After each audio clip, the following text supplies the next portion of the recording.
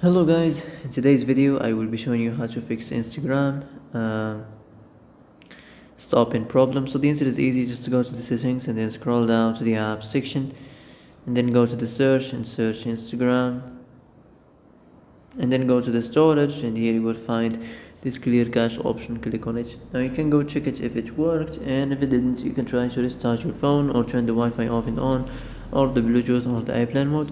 Also you can try to clear data, but be careful. If you clear data, all these applications data will be deleted. This includes all files, the settings, the accounts, the databases, etc. So be careful if you want to clear your data.